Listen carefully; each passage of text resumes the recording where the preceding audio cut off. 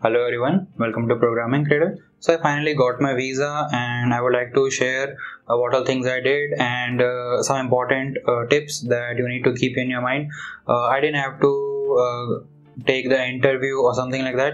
So I just submitted my application and within 13-14 days I got my visa. So that's really good.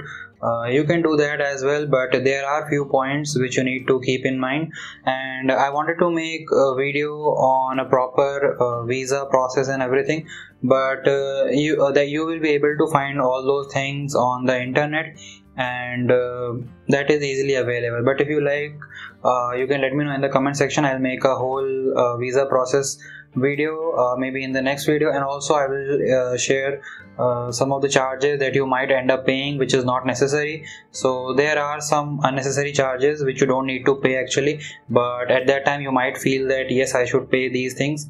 So yeah, I'll share those things as well in the next video. If you like to watch that video, or if you like to know about all those things, let me know in the comment section. I'll be more than happy to make a video on that.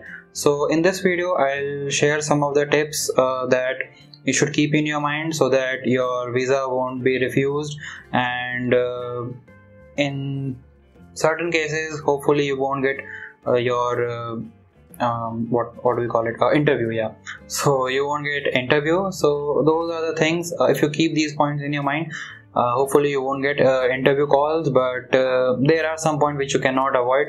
So in that case maybe you will get interview call. So if you want to know what all questions they ask in the interview, I actually prepared for the interview as well, because what if I get a call. So I searched on internet a lot and I tried to ask people what kind of questions they ask, and I made a question bank kind of thing. It has like 20 questions or maybe more. If you like, let me know in the comment section. I'll share that as well. So yeah, with that being said, let's start our discussion. So the first point, I have actually noted down all the points so that I don't forget any. So yeah, the first point is that if you are changing your stream, in that case there are chances that you will get a interview call. Let's say you did your bachelor's in finance and now you want to move to data analytics or data science. So if you are moving to IT from finance background, there might be chances that the visa officer want to know what are the reasons, and are you a genuine candidate and you actually want to study and you are not just going to that country for settlement or something like that. So in that case you might get a call. So this is the first point. If you are changing your stream, then it's better to prepare for the interview beforehand. There are chances that you will get an interview call. So with that, let's move on to our next point, which is if you haven't taken any English proficiency test. So if you haven't taken any English proficiency test, in that case as well, you might get a call for interview, because they will ask you, why didn't you take your English proficiency test, and aren't you confident about your English proficiency. So these kind of questions they might ask, and also they want to know you can actually make a conversation in English. So these are the things they want to make clear so that you don't face any problem after going there. So obviously, because conversation is actually the most important thing. That's how you will be able to express yourself, right? So yeah, this is the second point that you need to keep in your mind. And if you are taking any English proficiency test, you can take any actually. There are lots of English, like in UK they are even taking Duolingo. Not all the universities, but there are universities which are taking Duolingo, and usually when you get your caste letter, on that they specifically mention what all the proofs you have given for your English proficiency. So you need to give those documents as well. So if you haven't taken any English proficiency and you have got admit based on your 12th or 10th marks, so you will have to submit that. But again, it totally depends on visa officer. If they want to test your English, they might call you for interview. So yeah, with that, let's move on to our third point. And the couple of points which I will discuss further, they are actually very important, and they may even lead to refusal of your visa. So you need to really keep these points in your mind. So yeah, the next is if the funds are not clearly shown or if the funds are not enough. So let's say you need to keep funds in your account for like 28 days, right? If the funds are in your savings account or in FD or in RD, if it is in that form, then you need to keep those funds for 28 days, and then only you can apply for visa. But if you're taking a loan, you can, as long as you have your sanction letter, you can apply for visa. So that's the thing. So yeah, keep that in mind, that you show funds properly, and also funds should be enough. So let's say today exchange rate is something and you calculate it as per that, and then after a month the exchange rate goes higher. So in that case probably you will face issues, right? Because you need to keep funds for 28 days. So what you can do is, let's say today the exchange rate is 100 rupees is equal to 1 pound.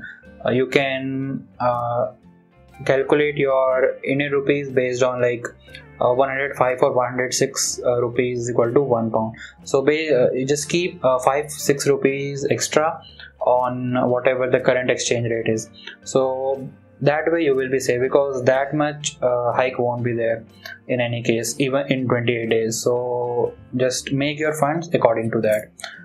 Yeah, and this is actually very important. If you are not showing funds clear, let's say you have two different banks and you have shown some part of your funds in one account and then some part of your funds in some other account, it's better to show in one account. That will be easy for them to understand and that will be easy for them to process. But if you are showing into different accounts, I would say make any cover letter and scan that as well and submit that as well, so that they will be able to see the overall funds that you are showing. And also, if the funds are in your parents account, it is mandatory to give your birth certificate. So birth certificate will be very important if the funds are in your parents account. So keep these points in mind, because these are actually very important. Now with that, let's move on to our next point, which is all the documents are not submitted. If you forget to submit even a single document, that will lead to refusal of your visa, or maybe they will call you for interview if it's not a very important document, or your marks card, something like that. If it's marks cards are very important. Maybe 10th marks, if you forgot to submit your 10th marks card, probably that won't hurt much, but again they might call you, or they might even reject your visa application. So you need to keep in mind these things, that documents are actually very important, and it's better to submit all the documents which are mentioned on your cash letter, because those are the very important documents. And if there are some additional documents which you feel like they might be of some relevance, you can submit that as well.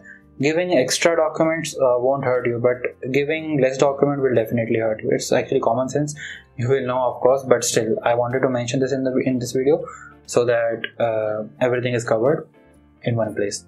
Now with that, let's move on to our next point, that is if you have a previous visa refusal. So if you have a previous visa refusal, then you might get a call for interview because they would like to understand why your visa was refused. So you need to give a reason, what was the reason, maybe funds, or it can be anything. So you will have to give a proper justification for that, so prepare that again in a proper way so that it won't affect your profile. So with that, let's move on to our next point, which is TB test. It is one of the very important document and very important thing, because when I went for my biometric and I was submitting my documents, they specifically asked for TB test and checklist you will get when you apply for visa. So they asked for these two things beforehand, like before all other documents. So these are very important documents. TB test is very important, so I hope your TB test will be fine. So, and if it is not fine, then there is no way that your visa will be approved, so there is no point in applying for visa and wasting your visa money. It will be like around 35 to 40,000 Indian rupees. So it's better to not apply, but I wish you all the best that everything is fine. It's just I wanted to mention in the video, so I mentioned. So yeah, your TB test reports are very important, so keep that with you. And also, before going to a visa office, take a printout of all the documents, because they can only scan A4 sheets, and if your documents are not on A4 sheet, like your marks card and all, then it will be a problem. So it's better to keep originals as well as one copy of Xerox, so that will be really helpful. Or you can upload directly as part of your visa application, so whichever is convenient for you, you can do that. So yeah, these were the points which I wanted to discuss in this video, and if there is something which I forgot, I will mention that in the comment, and I will pin that comment. And if you have any query, feel free to ask in the comment section. I will be more than happy to reply you. And again, if you want to know about all visa process and some hidden charges which you don't need to pay, it may improve your visa process experience, but I personally felt like it was not worth it. I mean, I didn't pay some things, I paid some few fees which was not necessary, so I would like to cover everything. If you are interested, so do let me know in the comment section. I'll be more than happy to cover that in next video. So yeah, this is it for this video, and I have a data science note, so if you are into data science, the link is in the description. You can download data science notes, and we have a telegram group as well. There we have over 1,000 people, and everybody is helping each other, so if you like, you can join that group as well. So yeah, see you in the next video. Bye, happy learning, and please don't forget to subscribe, share, like and comment, all those good things. It's free and it keeps you motivated to make such videos for you guys. So yeah, see you in the next video. Bye.